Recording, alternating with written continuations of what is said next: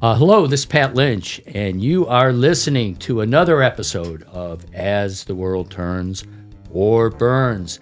Joining me, as always, are Kieran O'Keefe, Brendan Connell, Producer Jayson. All right. Last episode, I did a couple face plants doing all kinds of like cultural, pop culture references. I'm going to avoid it at this time, so... I was going to say try one more. And then one more. You might get it. Third time's a charm. No, I'm too sensitive. You know, my feelings get hurt. But yeah, this topic that we want to cover is the federalization of elections. What have we kind of just what have we seen in current events? You have ICE, Border and Customs in Minneapolis. Obviously all the problems coming out of there. Attorney General Pam Bondi says, okay, we can bring this all to an end. You submit all of your voter, like all your information, voter data, I guess, which I'm taking as driver's license and social security numbers, and submit that to the federal government.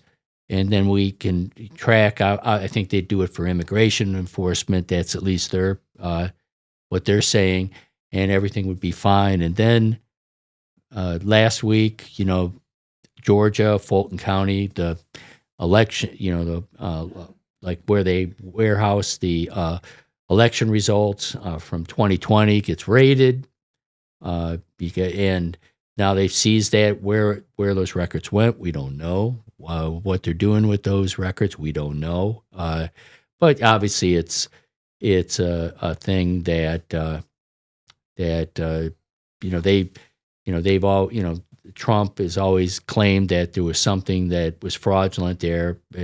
It was, I think they did 3 reruns. Had the ballots done 3 times. It didn't show any difference in terms of results, but nevertheless, we have that.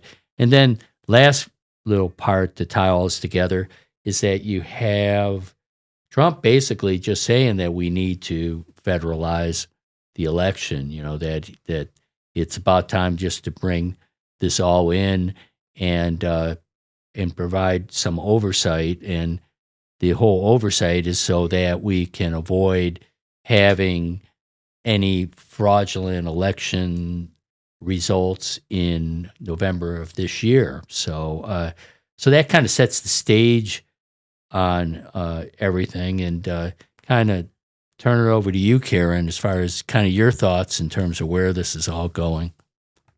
And where it's going, it's very hard to say, but this is something that, Trump's been musing about voter fraud for as long as he's been in politics.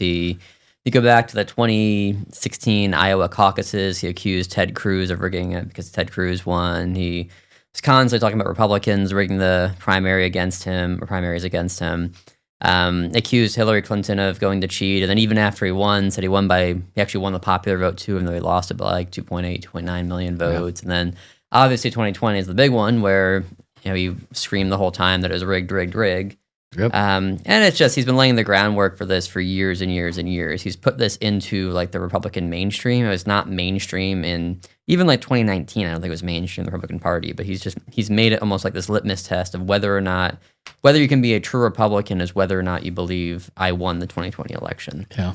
It's such like a standard test now within most areas of the Republican Party, I think, at this point.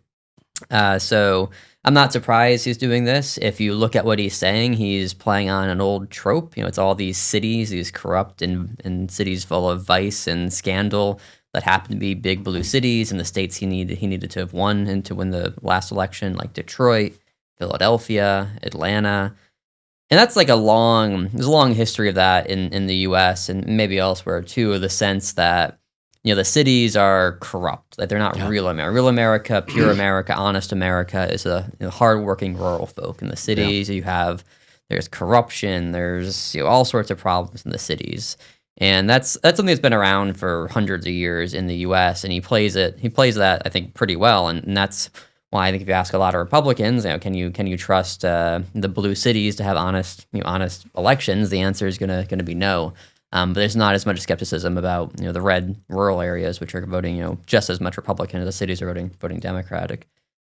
So that's something he plays on very effectively. And I made this point, maybe it was last semester, but the whole thing about the cities being full of crime and untrustworthy, the homicide rate in Arkansas is higher than the Bronx. Just gonna put it out there. If you ask most Americans, they would get that wrong. So anyway, I think that's kind of like the backstory to it. I think what he can do is still fairly limited. The Constitution's pretty clear this is a state issue, that is not a national issue. That's not the national federal government does not oversee elections. It's done at the state and local level. What I think is likely, though, that if I was going to guess, the most likely scenario of how Trump is going to do this is he's going to scream about this for the next few months, about how the midterms are going to be rigged. And then he's going to maybe put some like ICE agents around the polls, just beef up ICE presence in the weeks leading up to the election, try to intimidate some people. He's going to scream about the voter ID issue, and that one he seems like he has some support in Congress to pass that's a national. the SAVE Act. Is that the? I think that's what it's called. Yeah. And I think actually, if you ask most Americans would probably agree there should be voter ID to vote, but there isn't. As far as I've seen, a lot of good evidence that there's widespread voter fraud in states where they have weaker or no voter ID laws. But I think whether or not you want to have voter ID, it's a legitimate conversation. But Trump's using that as a avenue into screaming rigged for the election. It's one of his avenues to screaming rigged about the election. So there's that. And I think if the election is if the Democratic win in the fall is too big to rig, there's probably not much he can do about it. And that's Trump's own term. Remember back in 2024, he screamed, too big to rig, don't let them rig it this time, win by a lot.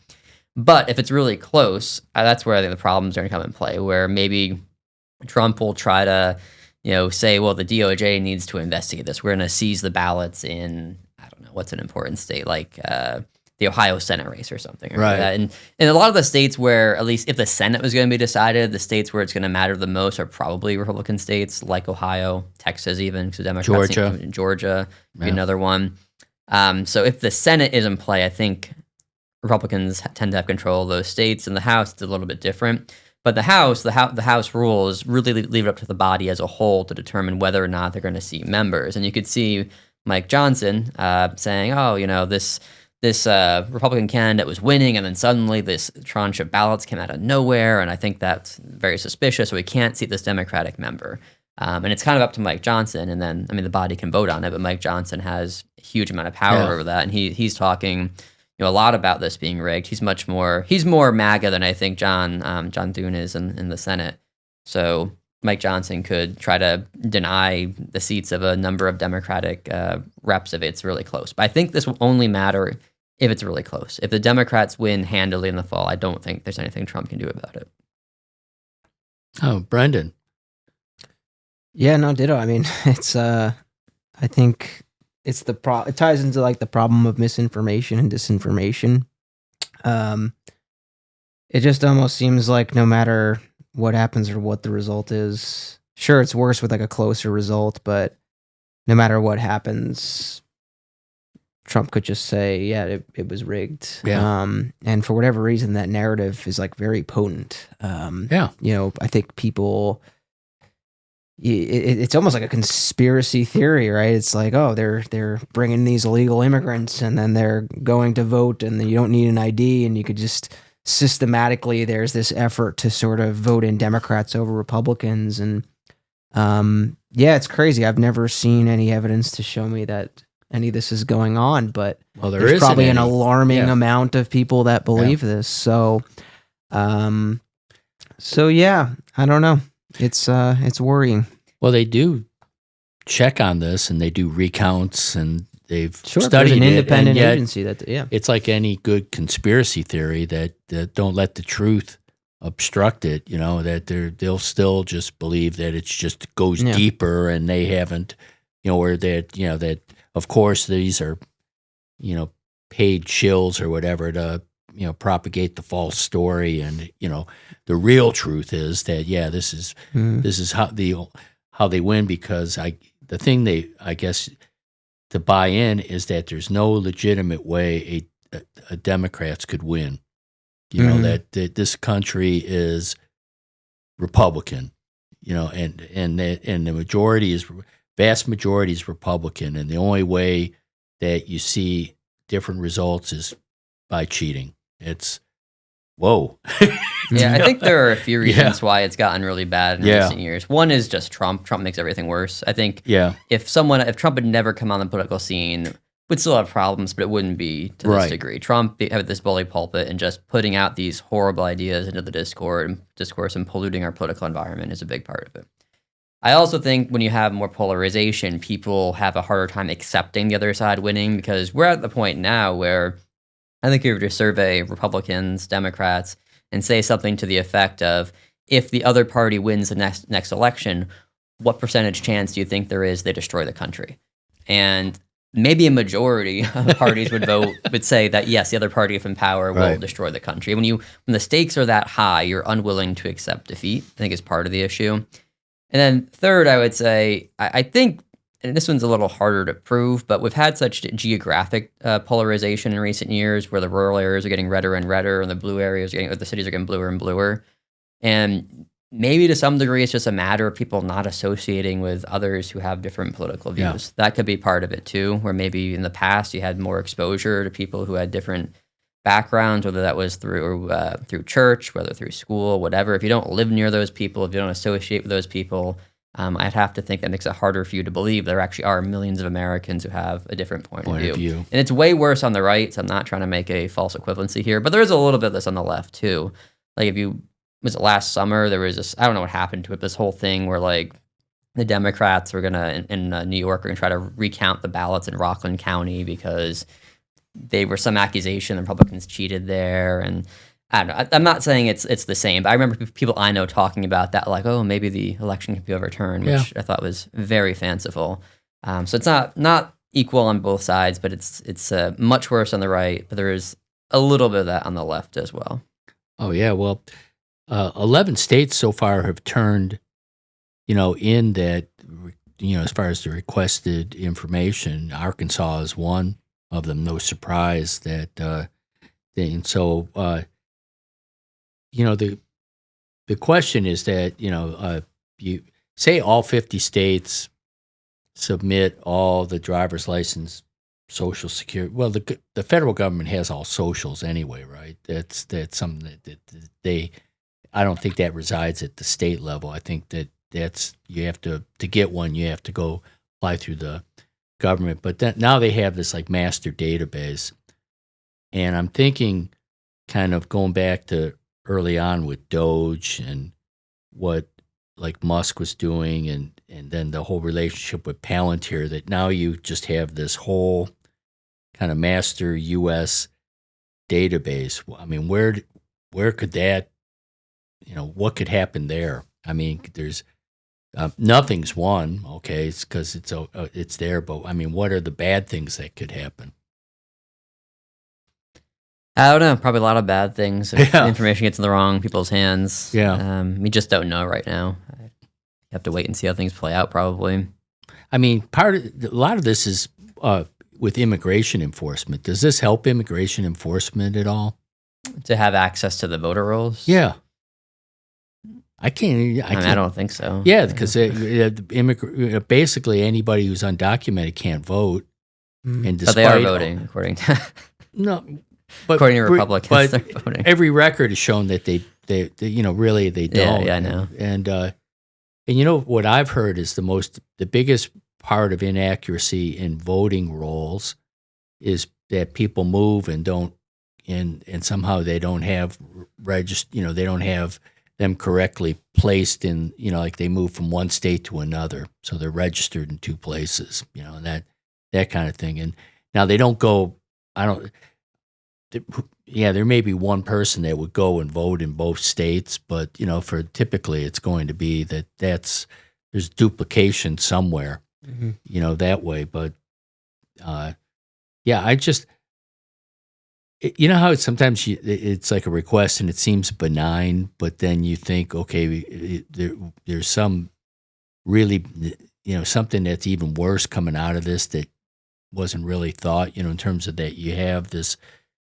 And I guess the thing with the federalization is that the country is built on 50 states, and each of them having a level. The United States, they have that level of independence, and now it's and it's great because it's a Republican doing this, where you got this, the massive power of the federal government now taking over, a big part of American life. Yeah, and that's a trend that goes beyond just elections, but just the growing power of the national government vis-a-vis the states. And it's an interesting question too, like why has that taken place? Why is the federal government gaining more and more of this authority to do things that maybe previously was exclusively done by states? Yeah, well, I guess it's always that classic hypocrisy that you'll use states' rights when it's convenient for you, that we don't want a national law on whether abortion's legal or not. It's up to the states. So, you hear that, but then when it comes to, something like this, now it becomes a federal. So there's never going to be a consistency, I guess. And neither party is in favor of state rights or, national government. Like if you plot it out, Republicans and Democrats actually sort of behave the same in terms of whoever's got control of the White House and Congress. They try to do things that limit the ability of states to do things. Yeah. So even the Republicans who claim to be kind of the more state rights limited government party. So yeah, I feel like that's gone out the window in the Trump era. You never hear him talk about states' rights or anything. He doesn't care. Yeah. That's like it's his show. Yeah. Speaking of, okay, two kind of rants. One, I saw that Trump is holding up the funding in New York, New Jersey for this major federal project unless they rename what's like a terminal and a subway station after him. Was it Penn Station you want named after him? Yeah. And Brendan and I were talking that you remember Game of Thrones when the Mad King, it was like he was a great ruler, and then finally all of a sudden, he's like sending dragons off to burn complete villages and whatever. But who's going to be the Jamie Lannister to just say this? Just keep your damn money. We're not going to rename Penn Station. We're not going to rename the Kennedy Center. We're not going to build the Arch de Trump or whatever.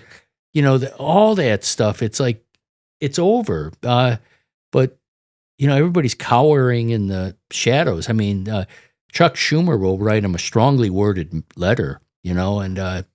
But I read that he's trying to seemingly be the adult and think of the greater good and say, okay, that's fine, and go through the renaming it so they release the funds. But it has to end. Well, that's probably one reason why the federal government has gotten more powerful. It has more monetary power than the states. Yeah. And it can just leverage that power in a way the states can't. Kind of going back to what we were just talking about. Yeah, just that they're bullying. But, that's... well, I guess the question, is there any Jamie Lannister out there? I mean, it would have to be a Republican. I mean... I don't know a person yet. Yeah. Yeah, it's interesting. I want to be careful and not speak in hyperbole. Yeah. Because Trump is not literally a dictator. All right, people say, he's fascist and dictator.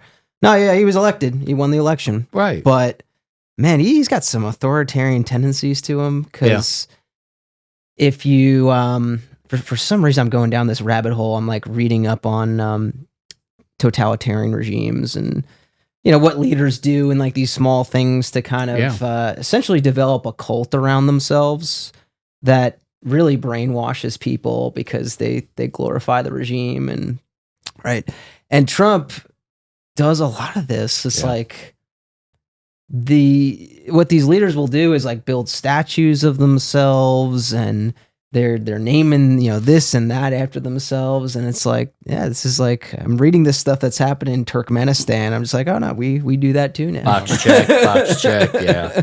Oh, that is one of the things that's always worried me most about Trump is the semi-cult of personality around him. It's not hugely widespread in the U.S., but I've never seen an American politician with such a cult of personality around him. Yeah. I don't know if that's ever happened before, something like this, where it's the people who support him.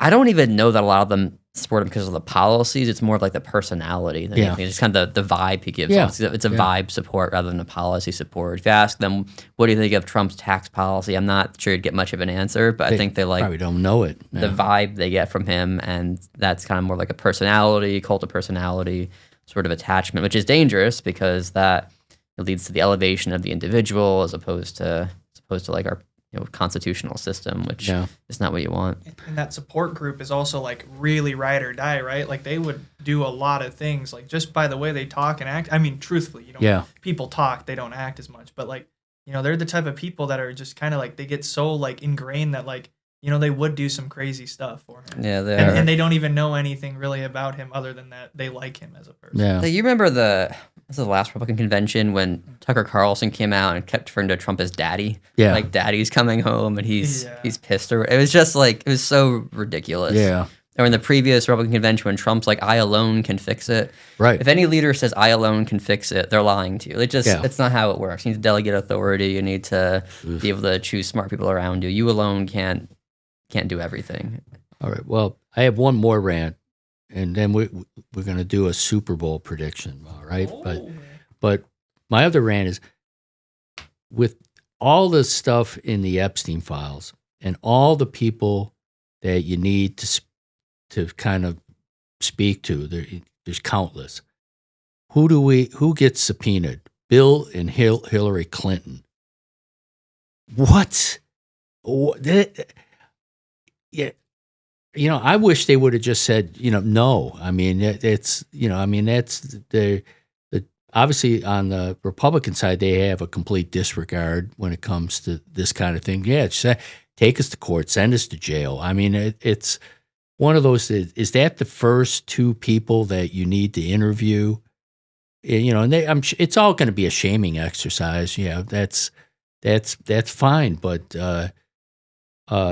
because there's plenty of shame to go around, but is that the first? Really, has there been any? They've had the victims to speak, but I can't think of anybody else that's been, they're even, I think they may be called before Ghislaine Maxwell, but it's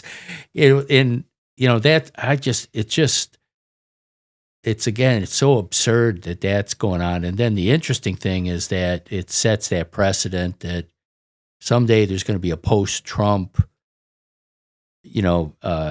world.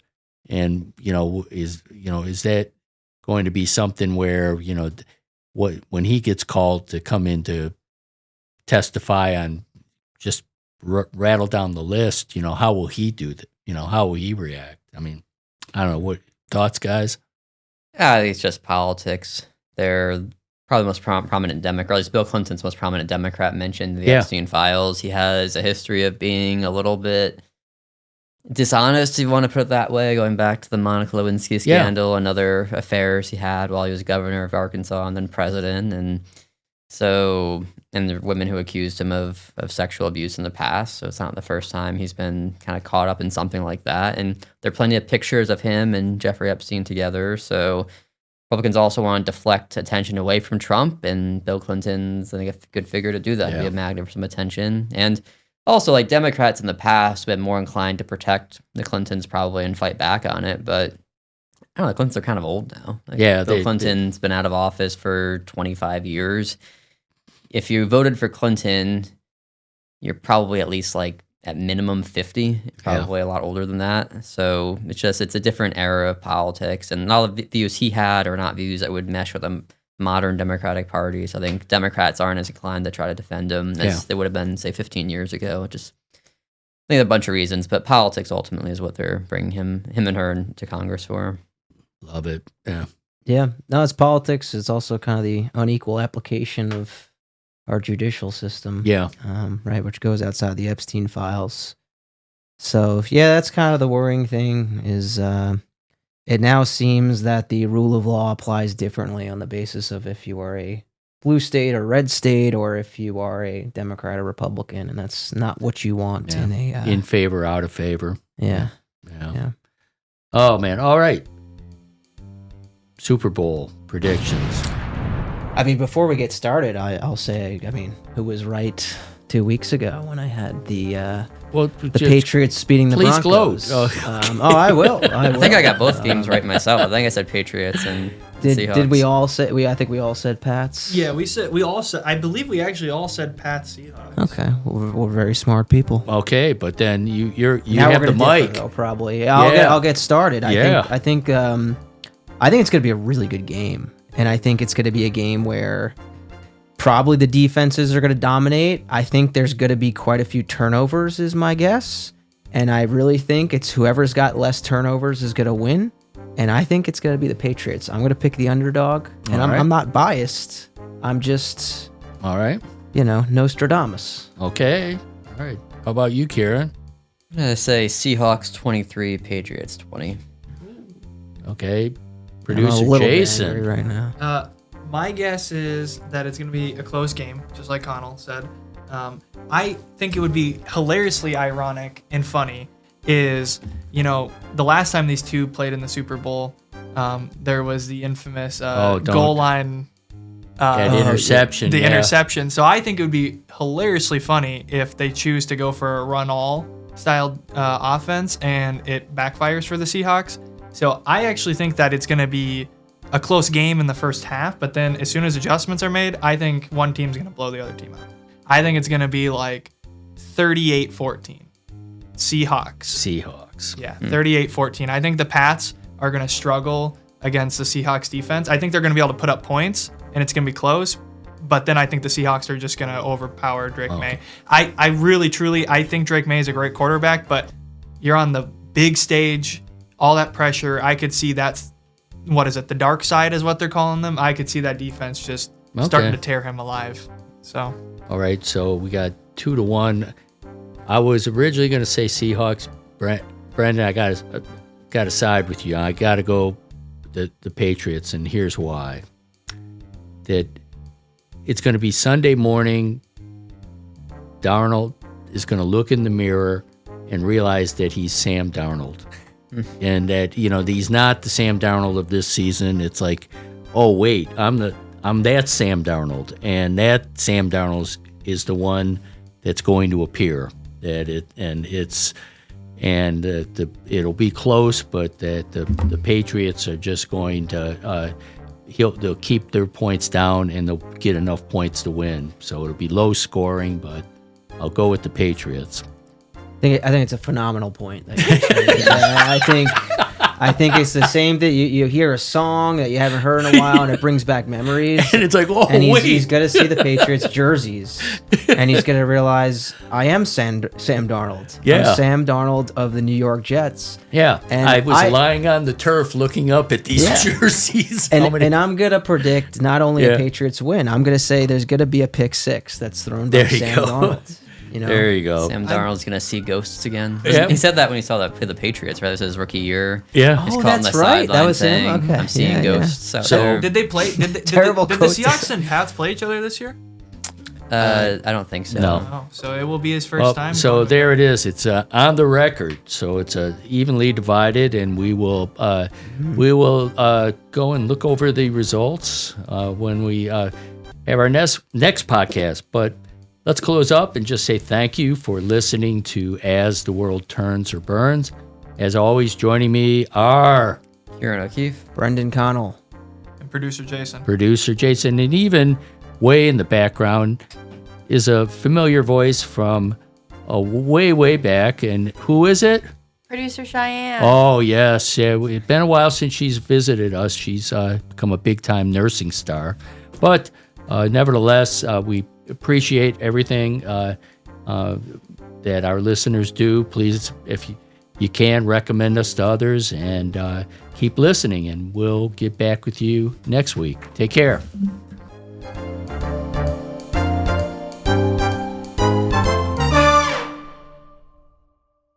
This podcast is sponsored in part by Lyon College and KILT Studios. Thank you to Jonah Winter for the intro and outro music.